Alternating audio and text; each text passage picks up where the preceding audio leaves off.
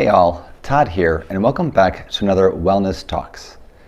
Now this is going to be part finding your values. And I'm going to do a little bit different. I'm going to walk you through 10 steps is to think about trying on a hat, trying on a coat.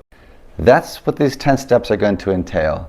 And that's what we're going to play around in helping you try on some of your values, discovering what those are so that we can continue to find a way to move towards the life that we want to live. So stick around.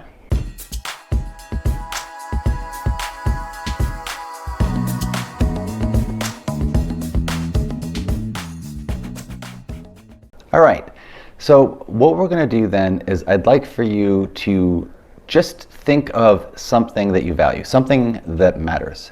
If you're not quite certain what a value is, you can watch one of my other videos right over here, and that'll give you some ideas of what to pick. But you can pick something super generic. We can pick, I want to move in the direction of a relationship, or social, work, play, something I actually want to do to put more fun back in my life, or health. So love, work, play, or health. We can play around with that.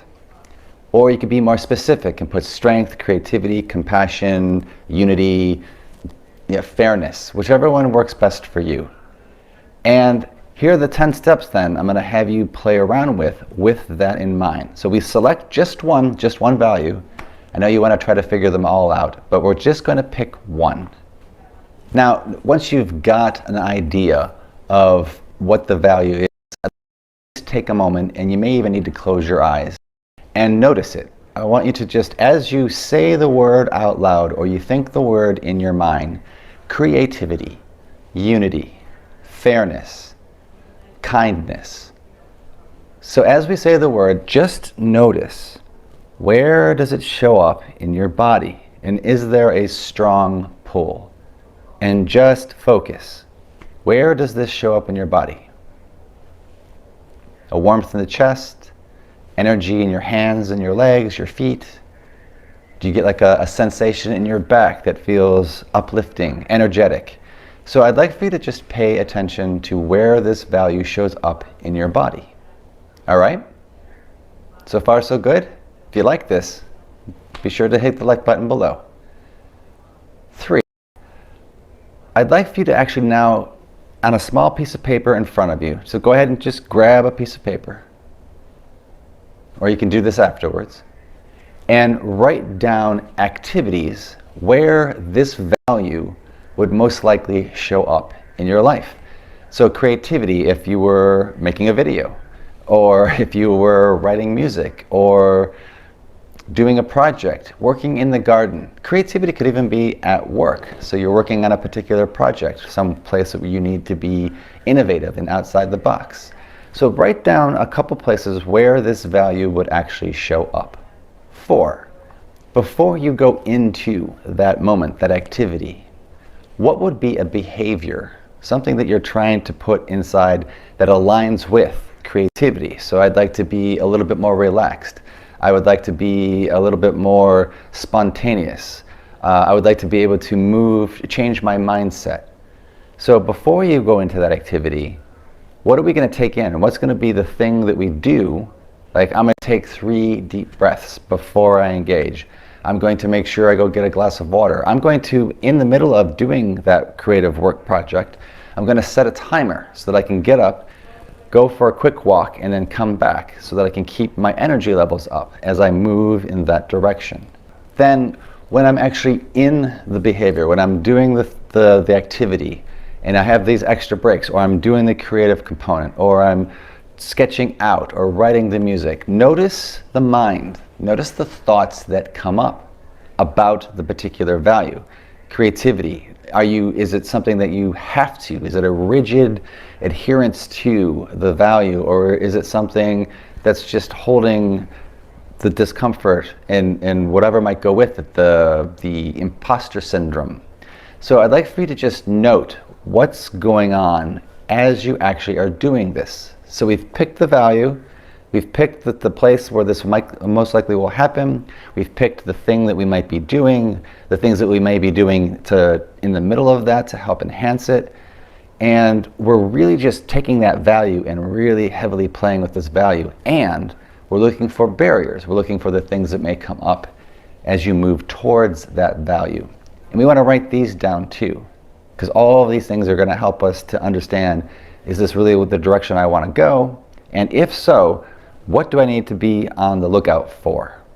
In other words, we're going to come up with our own unique behavior plan that's specifically attuned or aligned for that value, allowing us to actually truly be and test and try on that value. And we're taking all the steps necessary so that it's something that comes a little bit more naturally, something that we can focus on, something that we can be attentive to, and something that we can do on purpose.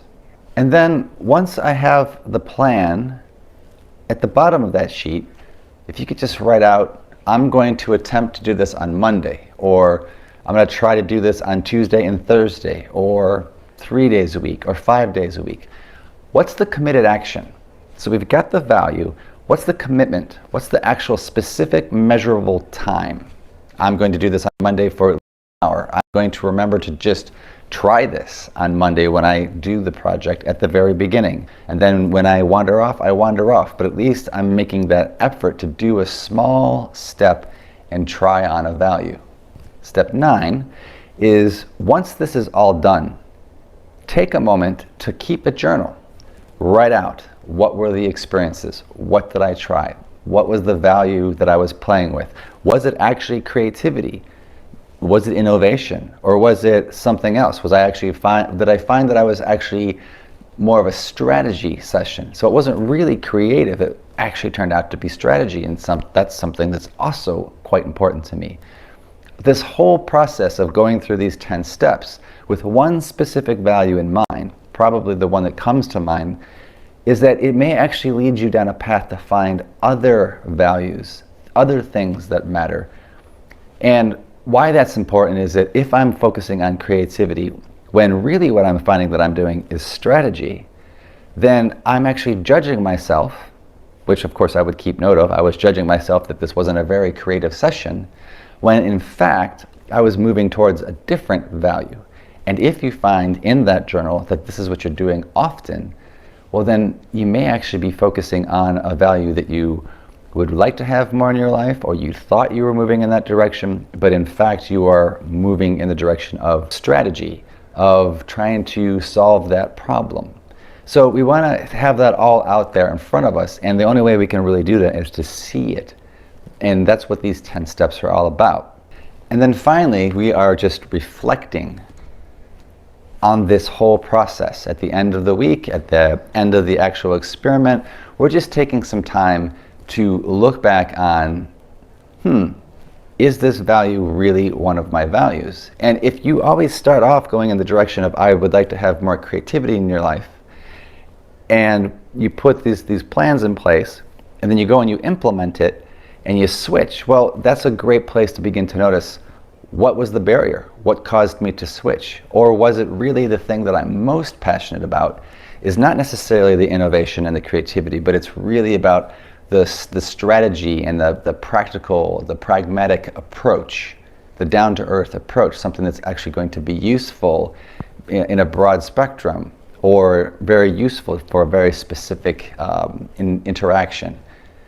So here is just, again, another way to play around with personal values, and remembering that the reason why we're trying to learn these things is so in those moments when we do get stuck, we get fused to a thought, I'm not good enough, I'm not doing this well, imposter syndrome, perfectionism, it must be perfect. When we are able to pull away and notice those thoughts, and we can become one here in the present moment, that we actually have something to pivot towards and turn towards. This is the compass that I've talked about before. This is a direction, because otherwise we fall right back into that thought. But we want to make sure that in the long run, the direction that we want to go is actually our own personal value, and not just something that we're doing to appeal to a rule, something that we think we have to do. I have to be creative. I was always told that I'm creative, and so therefore I have to be creative. But it may not be the value that matters the most in this moment. And again, there's where the writing it down and being reflective and noticing what was really necessary, what was going to matter the most in that moment, will really start to give you better indications of what your true personal values, or as I like to say, your prime personal values, the values that we cannot boil down any further. So once again, I hope that this was useful. If you liked it, please hit the like button below. And of course, if you'd like to get more updates like this, or you'd like to see any of the other series where you can actually find other videos in relation to this, what are my personal values, right up here. And then of course, I invite you to subscribe if you would like to continue to get more updates with topics like this from me. And then of course, until the next time, may you be well.